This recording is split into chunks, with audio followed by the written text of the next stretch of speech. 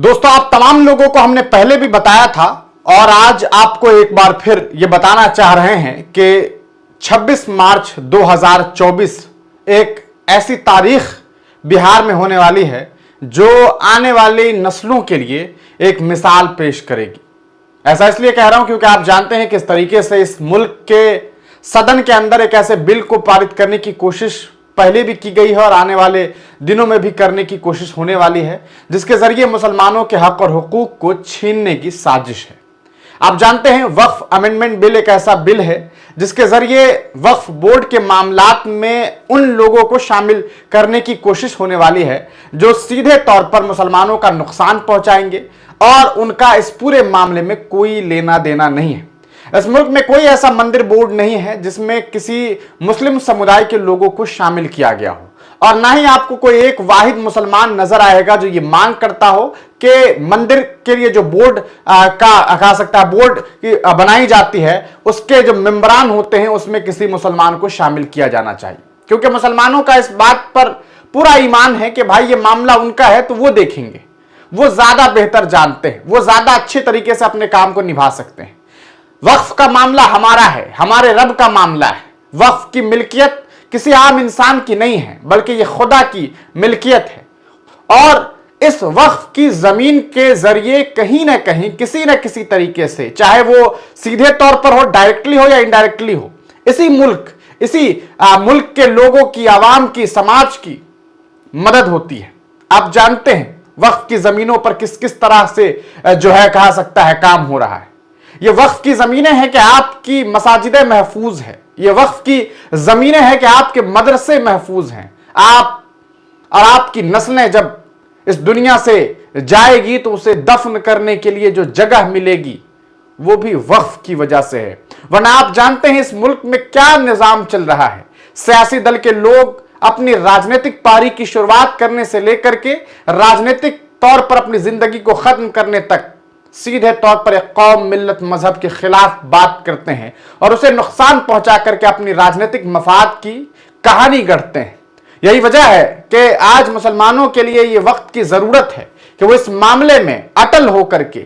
पूरी ताकत के साथ इस मामले में संवैधानिक तरीके से जो है अपनी आवाज को बुलंद करे और ऐसे बिल को पारित करने से, ऐसे कानून को निर्माण होने से रोकने की कोशिश की जाए। यही वजह है कि all India Muslim personal law board ने पिछले दिनों 17 मार्च को देश की राजधानी दिल्ली के जंतर मंतर पर एक विशाल धरना प्रदर्शन का आयोजन किया था, जिसमें न सिर्फ all India Muslim personal law board बल्कि दीगर तमाम मिल्ली तंजीम के लोग वहां शामिल हुए। विपक्षी दल के कई पार्टी के लोग वहां पर थे, क्या कांग्रेस के AIUDF हो या क्या मजलिस इत्तेहादुल मुस्लिमीन हो, राष्ट्रीय जनता दल के युवा कार्यकर्ता वहां पर थे। हालांकि इनकी पार्टी के कोई बड़े नेता वहां नहीं दिखाई दिए। हालांकि इस मामले को लेकर के पार्टी ने सफाई भी दी कि ऐसी कोई बात नहीं थी, असल में नौबत ही ऐसी आ गई थी। कुछ आप जानते हैं कि उस परिवार के ऊपर जो है लगातार ED CBI का मामला था, लेकिन यह भी कल देख लिया जाएगा कि राष्ट्रीय जनता दल खुल करके वहां आती है या नहीं आती है। क्या पटना में राष्ट्रीय जनता दल के तमाम बड़े नेता शामिल होंगे? हालांकि संभावनाएं तो यहां तक है कि इस बार लालू प्रसाद यादव, तेजस्वी यादव, राबड़ी यादव, ये तमाम चेहरे इस सम्मेलन में पहुंच सकते हैं, क्योंकि आप जानते हैं कि ये कानून, ये जो बिल है, इसके जरिए जो कानून बनाने की कोशिश हो रही है, इससे मुसलमानों के साथ पूरी तरीके से नाइंसाफी हो जाएगी। ऐसी नाइंसाफी जिसके बारे में मुल्क का संविधान कहता है कि इस मुल्क में लोगों को धार्मिक आजादी दी गई है, तो उस आजादी का हनन मतलब संविधान के द्वारा, जो संविधान ने जो हमें कहा सकता है राइट्स दिया है, उसका हनन है और संविधान का हनन होगा। आपको बता दें, मौलाना फजलुर रहमान मुजद्दिदी ने इस पूरे मामले को लेकर के पूर्व में जानकारी दी थी कि 26 मार्च को दिल्ली के बाद जो है पटना के गर्दनी बाग पर जो थाना मोड़ है, जहां पर धरना स्थल है, वहां पर हम लोग जो है एक बड़े लेवल का आयोजन करने जा रहे हैं धरना प्रदर्शन का। और यकीनन इस आयोजन का साफ मतलब यह है कि बिहार के मुख्यमंत्री नीतीश कुमार के ऊपर दबाव बनाया जाए। बिहार के मुखिया नीतीश जी समाजवादी लीडर रहे हैं और आज भी अपने आप को वो समाजवादी लीडर ही बताते हैं, लेकिन जिसके साथ वो हैं, जिन दल के साथ हैं, उनके साथ रह करके यकीनन आज उनकी मजबूरियां भी है, और कहा जा सकता है कि ये कैसी मजबूरियां कि आप अपनी सोच, अपनी विचारधारा से दूर हो जाएं। उन्हें उनके विचारधारा को याद दिलाने के लिए, उन्हें उनकी सोच को याद दिलाने के लिए, उनके समाजवादी जिंदगी को बताने के लिए ही इस प्रदर्शन का आयोजन किया गया है कि नीतीश जी अगर आप चाहेंगे तो यह कानून किसी भी हाल में पारित नहीं होगा, यह कानून नहीं बनेगा। क्योंकि आप जानते हैं भारतीय जनता पार्टी के पास महज 240 सीटें हैं। 240 सीट से कोई भी कानून नहीं बनाया जा सकता है, सदन में कोई बिल सही तरीके से पास नहीं करवाया जा सकता है। वजह जानते हैं, कम से कम 272 से ज्यादा चाहिए सीट। इनके पास एकनाथ शिंदे भी हैं, इनके पास चंद्रबाबू नायडू हैं, इनके पास नीतीश कुमार है, इनके पास चिराग पासवान है। अगर दो शख्सियत चाह ले, एक चंद्रबाबू नायडू और नीतीश कुमार, तो ये किसी भी हाल में कानून जो है नहीं बन सकता है। इसलिए एक प्रेशर भी क्रिएट करने के लिए और समाज के लोगों को जागरूक करने के लिए, मुल्क की आवाम को जागरूक करने के लिए ही इस बड़े आयोजन का जो है